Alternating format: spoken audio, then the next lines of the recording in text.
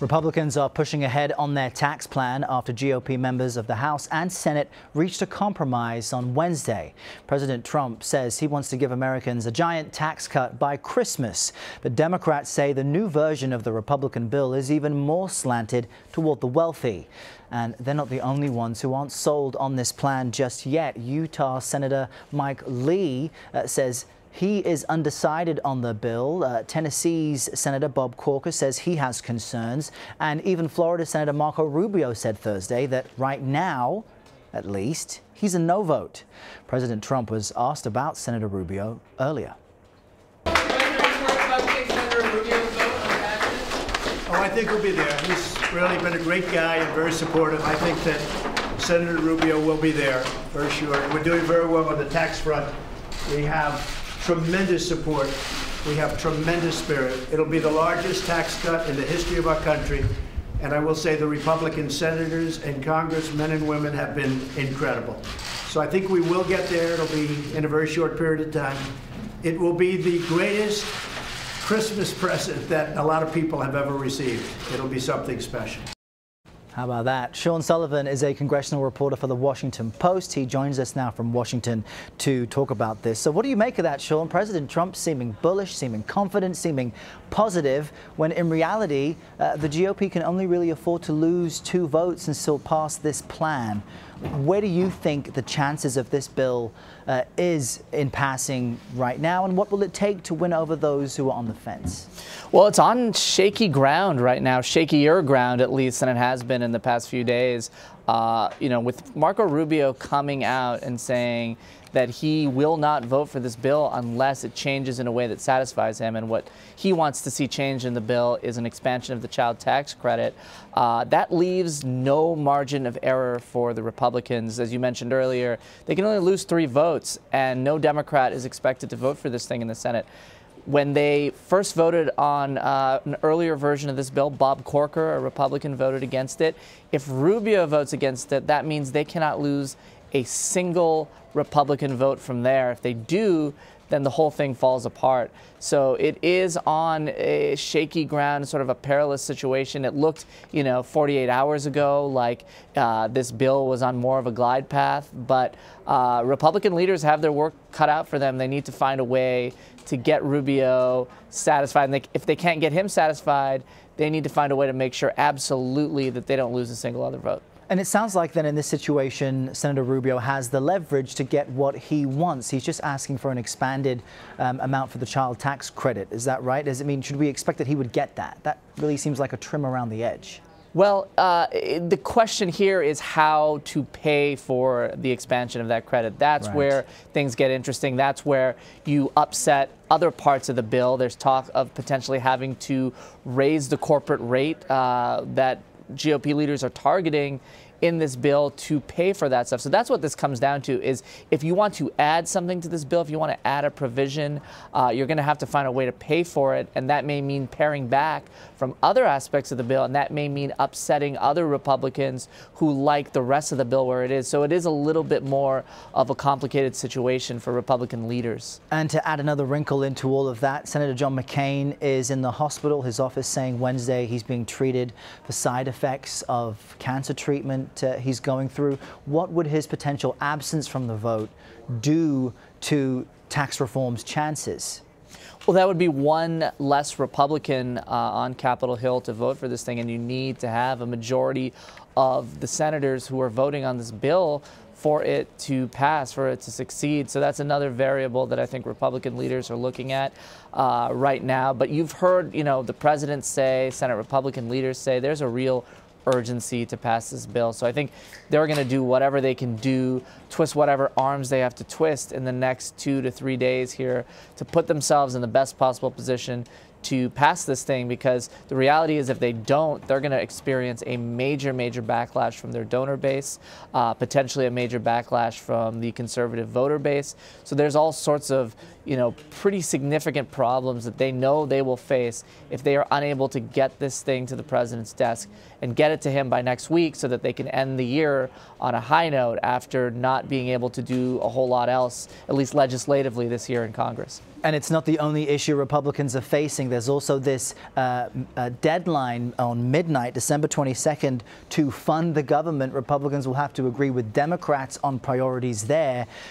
How do you see that situation? Does it look like they'll be able to vote on tax reform and prevent a government shutdown next week? You know, that's also an iffy situation. They bought themselves 2 more weeks. There was supposed to be a partial shutdown earlier this month, but they passed this bill and they said, look, let's give ourselves 2 weeks to work out the differences that exist between us, Democrats and Republicans, and let's try to come up with a framework for a longer-term spending bill, and we can all go home for the holidays. The issue, though, is that there are still a great many disagreements between Republicans and Democrats. And today, House Republicans released a plan that is not expected to get any support in the Senate from Democrats if it goes over there. It doesn't address the priorities they want to see addressed on health care, on immigration, and on other matters. So the question is, how does that bill get to a point where it can get enough Democratic votes to pass? And if it doesn't, we're looking once again at a potential shutdown later this month. Meanwhile, you also have interesting reports out Thursday in relation to House Majority Leader Paul Ryan's future. He says he is not leaving Congress anytime soon. Everyone calm down. But you had interesting articles out by Politico and the Huffington Post suggesting that actually he's telling those close to him he is considering looking at the exit in 2018 based on what midterm election results will do to the Republican majority in the House. What can you tell us about this question buzzing around Capitol Hill right now? It really is buzzing around Capitol Hill. This is something that a lot of Republicans are privately talking about, theorizing, you know, what is Paul Ryan going to do? Where is he going to go? And if you look at some of the elections that we've seen this year in Alabama and Virginia and some of these other states or districts that lean Republican, there are early signs that Democrats are really, really energized, and we could potentially see a catastrophic election for the Republicans next year. And so that raises the question, does Paul Ryan want to be around for that? Does he want to be around potentially if the Republicans lose their majority in the House? Will Republicans want him to be around if they lose their majority in the House? What will the president think? So there are a lot of variables and scenarios, I think, in the next year that could play out that could be really, really difficult situations politically for Paul Ryan. As for policy, you know, if they can get this tax bill through, this is something that Paul Ryan has wanted to do for years. He has wanted to reshape the tax code. He's focused on fiscal issues a lot. So a lot of people look at this, a lot of Republicans, and say, okay, well, if he gets his tax bill, maybe he kind of leaves on a high note. We don't know what he's going to do, but certainly a lot of speculation right now about what his next move is, and really a lot of uncertainty. I think that's called the George Costanza, where you tell a funny joke, people laugh, you leave the room. Leave on a high note, so people remember you positively. But we'll see what happens to tax reform and to Paul Ryan's chances of remaining in Washington. Another topic I want to ask you about is the Alabama Senate election. You have done some reporting in that state. It now has a new Democratic senator electing Doug Jones. What is the expectation from lawmakers on Capitol Hill as far as how he will vote? There's been overtures from Republicans suggesting he should vote with the Republican bloc. What do we know about what he will bring to Washington? Well, it's really interesting. He is getting pressure from both sides. Republicans are saying, hey, you need to come vote with us because they know that he faces re-election in 3 years in a state that is very, very conservative. And he's going to need to go back to Republican voters and make an argument to them. Why should you vote for me again? So they see some opportunity, the Republicans do, to potentially win him over on some big votes.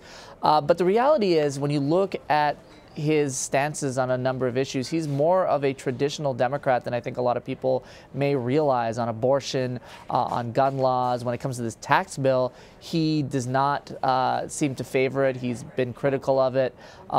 So he resembles a more traditional Democrat that I think some people think, you know, might be too far to the left for his state.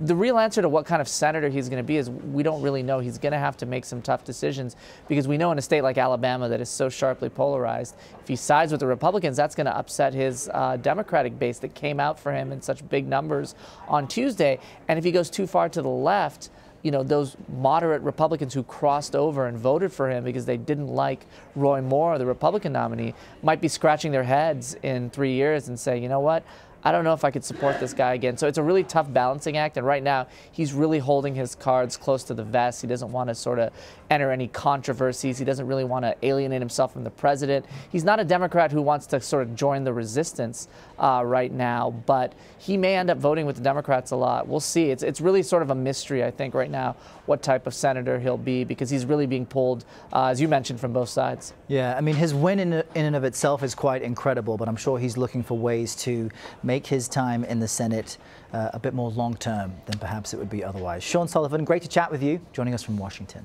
Thanks, Errol.